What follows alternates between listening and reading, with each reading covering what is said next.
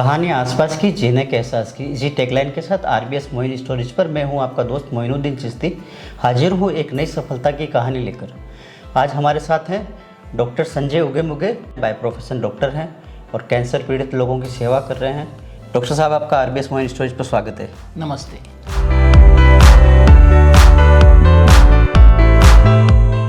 Basic मतलब year, knows और throat. Okay. तो थ्रोट ये यहाँ तक आता है। हाँ। तो यहाँ के ऊपर के जो कैंसर्स होते हैं, ओके। उनके जो पेशेंट्स है, उनका मेरा खुद का हॉस्पिटल है, वहाँ भी ऑपरेशंस होते हैं।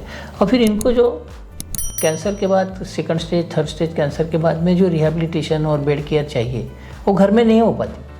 तो फिर हमारे पास जो 8-10 बेड्स है, उसमें हम उनकी वो सेवा करते रहे। 25 साल पहले से मैंने एक संजीवन सोशियो मेडिकल फाउंडेशन करके एक संस्था बनाया। इस संस्था के माध्यम से त्रिसूत्री कार्यक्रम है, वृद्ध सेवा, रुग्ण सेवा और गौ सेवा। ये तीनों को लेते हुए नागपुर से एक 20 किलोमीटर दूर पे हमने एक ओल्ड एज होम बनाया है। जो लोग अपने घर में रह नहीं पाते, सीनियर सिटीजन्स, या किसी कारणवश उनको घर छोड़ के वृद्धाश्रम का सहारा लेना पड़ता है, इस प्रकार के लोगों को हम वहाँ रहने की व्यवस्था, उनकी खाने पीने की व्यवस्था और उनका पूरा दारू इलाज जो है वो हम करने की कोशिश करते हैं। इस प्रोजेक्ट को हमने सेल्फ हेल्प किया हुआ है। सरकार का कोई किसी प्रकार का अनुदान अभी तक हमने नहीं लिया।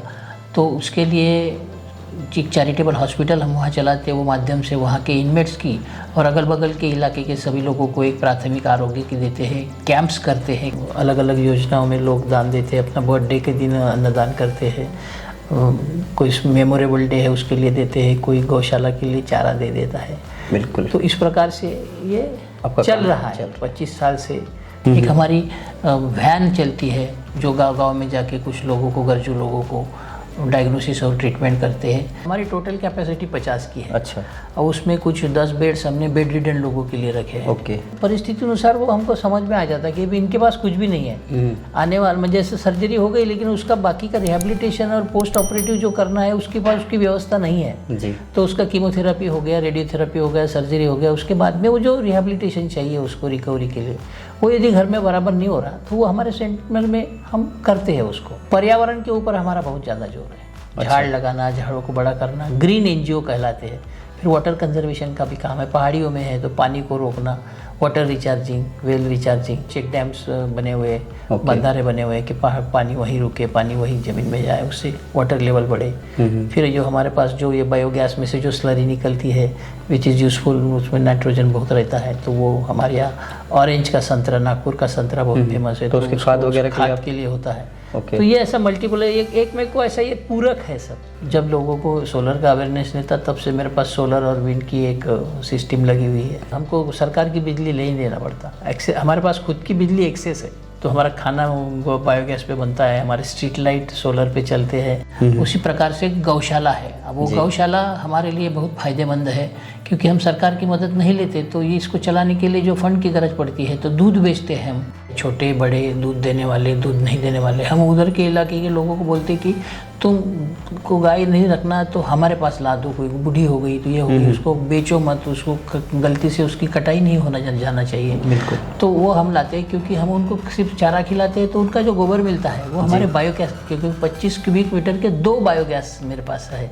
तो मुझे कम से कम बहुत सारा गोबर उसके लिए लगता है। बायोगैस पे ही खाना बनता है, बायोगैस से बिजली भी बनती है। बहुत कठिनाइयों का हमने सामना किया, लेकिन ऊपर वाला कहीं ना कहीं से कुछ ना कुछ मदद दे देती है। फ़ोन आ जाता है, कोई गेहूँ भेज देता है, कोई दाल भेज देता है, कोई अनाज, कोई कपड़ा, कोई ब्लैंकेट, मतलब इस प्रकार की मदद होते रहती है। संपूर्ण लोक सहभाग से ही और ऊपर वाले की दुआ से ये चल रहा है। सरकार ने हमें अवार्ड दिया है best NGO in the state. हमको वनराई करके जो संस्था है जी, उन्होंने निसर्ग संवर्धन पुरस्कार दिया है। अच्छा। फिर गवर्नमेंट ऑफ महाराष्ट्र का जो सोशल फॉरेस्ट्री और फॉरेस्ट डिपार्टमेंट होता है, वाटर कंजर्वेशन, उन्होंने वृक्ष मित्र करके जो एक सरकार का बहुत प्रेस्टिजियस अवार्ड लेता है, इतने सारे झाड़ लगाए और इसको बढ़ा किया, और हम हर साल प्लांटेशन ड्राइव करते हैं। वैसे ही ये नॉन कन्वेंशनल एनर्जी सोर्सेज जो होते हैं, अपारंपरिक ऊर्जा, उसमें अभी तक 7 बार हमको गवर्नमेंट ऑफ महाराष्ट्र का अवार्ड मिला हुआ है। क्या बात। हमसे जितना हो रहा है उतना हम करने की कोशिश किया। तो जब मैंने इसको शुरू किया था तो मैंने मैं नागपुर से हूँ, तो मैंने वहाँ एक होर्डिंग लगाया था बहुत बड़ा, if you want to throw anything out of your house the thing which is of no use to you, old utensils, old furniture, old medicine, old clothes, including your parents, give me a call, और mobile number दिया। तो पहले महीने में मेरे को 22 लोगों ने, डॉक्टर तुम गाँव में मैं आइडेंटिफाइड हूँ, अरे यार हमारे मदर फादर को, लोग तो गाड़ी में बिठा के लेके आ गए। I am a doctor, I just wanted to see the pulse of the society कि वो कितना है, तो मुझे वो पल्स पता चल गई। परिस्थिति जो रहती फैमिली की, कि छोटा घर रहता, ये बूढ़े माँ बाप दोनों, फिर वो बेटा बेटी है, उनके बेटे हैं, छोटा है तो रहने में तकलीफ है, जगह में तकलीफ है, फाइनेंशियल क्राइसिस है, तो इसके वजह से क्या हो जाता है कि कुछ ना कुछ मन मुटाव आपस में हो जाता है। बिल्कुल, मैं ऐसा नहीं बोलता कि नया जनरेशन ही उसके लिए जिम्मेदार है, in some cases old people also are responsible. अपनापन का थोड़ा सा स्लोली डिटोरिएशन हो रहा है कि ये मेरे माँ बाप है, इन्होंने मेरे को पढ़ाया लिखाया, इन्होंने मेरे को बड़ा किया। आज जो मुझे आइडेंटिटी है वो मेरे माँ बाप की वजह से। बिल्कुल, मेरे एजुकेशन के ऊपर जो भी पैसा उस वक्त लगाऊंगा, वो उस वक्त they were not in a position to do it, still they have done it, so it's my moral responsibility to repay. बिल्कुल, मैं कितनी भी कोशिश करूँ रिपे करने की, तो वो नहीं कर सकता, मातृ पितृ ऋण को खत्म नहीं कर सकते। मेरा ऐसा ही कहना है कि अपने माँ बाप की घर में ही सेवा करो। ठीक है, वो उनके प्रॉब्लम है, वो समझना नहीं चाहते, वो चिड़चिड़ करते हैं, वो डिमांड करते हैं, एवरीथिंग इज एक्सेप्टेड, बट ये सब चीज़ें आपने बचपन में की हुई है और वो पूरी हुई है। बिल्कुल, हमने भी किया है। बिल्कुल, मेरा और एक ऑब्जर्वेशन ऐसा है कि कितना भी बच्चों ने बुरा व्यवहार या घर के फैमिली के लोगों ने उनके साथ बुरा व्यवहार किया, फिर भी माँ और बाप ये अपने बच्चों के बारे में कभी गलत नहीं सोचते नहीं, या उनका बुरा नहीं चाहते। मेरा ऐसा ऑब्जर्वेशन है कि ओल्ड एज लोगों का रिक्वायरमेंट ही कुछ नहीं है, बस उनसे प्यार से बात करो, उनको थोड़ा सा समझने की कोशिश करो उनको। बस मेरा तो ऐसा मानना है कि जिस दिन ये दुनिया से या ये इसमें से वृद्धाश्रम नाम का कंसेप्ट खत्म हो जाएगा, उस दिन मैं बहुत सुखी रहूँगा, क्योंकि हर घर में वृद्धाश्रम होना चाहिए। मुझे एक बात बताइए संजय जी, आपसे बात करने के बाद मुझे ये चीज़ समझा कि मतलब आपके अंदर जो एक ऊर्जा, जो डे बाय डे आपके अंदर जो एक ऊर्जा है जो आपको इस अच्छे सारे कामों के लिए प्रेरित कर रही है, उस ऊर्जा का सोर्स क्या है? वो आपको कहाँ से ये सारी ऊर्जा आपको मिल रही है? वो कौन सी चीज़ है जो आपको बुजुर्गों के लिए, पर्यावरण के लिए, गायों के लिए, हरियाली के लिए काम करने को प्रेरित कर रही है? बस वो एक धुन सी लगी है, और मालूम नहीं वो ऊपर वाले की दुआ है। और मेरा कैसा है कि जहाँ ऊर्जा और ज्ञान मिलता है वहाँ मैं जाता हूँ। मेरे को सोसाइटी ने आज इतना बड़ा नाम दिया, मेरे को आज ये मिला, इसका कंट्रीब्यूशन ऑफ सोसाइटी है, तो वो सोसाइटी को कुछ तो रीपे करना चाहिए। अपनी संस्था का नाम ही संजीवन है, संजीवन का मतलब नया जीवन। तो मैंने इतना सा एक छोटा सा पौधा लगाया तो आज इतना बड़ा हो गया, पूरा प्रकल्प हो गया। एजुकेशनल है, जो सोलर ये वो सब, इसके लिए स्कूल बच्चों, कॉलेज के बच्चों को एजुकेशन हो रहा है, और एनएसएस के कैंप्स होते हैं, योगा प्राणायाम मेडिटेशन के कैंप होते हैं। सो एक स्पिरिचुअल वातावरण, और अभी फिलहाल के ये युग में स्पिरिचुअल वातावरण को निर्माण करना बहुत जरूरी है। बिल्कुल, बहुत जरूरी। मेरा ऐसा कहना है कि ये स्पिरिचुअल वातावरण में लोगों की मानसिकता बदलेगी, और आगे वाले दिनों में आने के बाद हम तो एक हॉस्पाइस खोलने की योजना है। हॉस्पाइस का मतलब care of a dying person. We know that कि ये मरने वाला है, मतलब वो पैरालिटिक है, टोटल अनकॉन्शियस है, 4th स्टेज कैंसर है, वी हैव टू, मतलब जब डॉक्टर बोल देता कि अब घर ले जाओ। सो मैं हॉस्पाइस का कंसेप्ट है कि वन शुड डाई पीसफुली।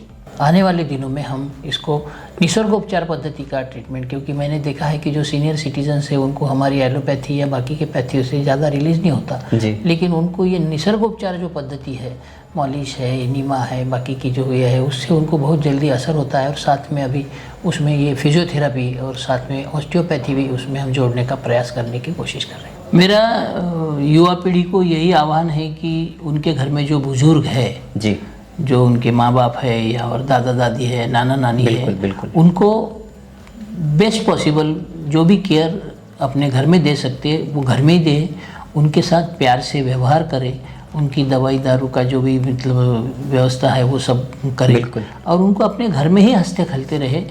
बहुत पॉसिबल ही नहीं है तो उस वक्त आप उनको वृद्धाश्रम की तरफ भेज सकते हैं जी।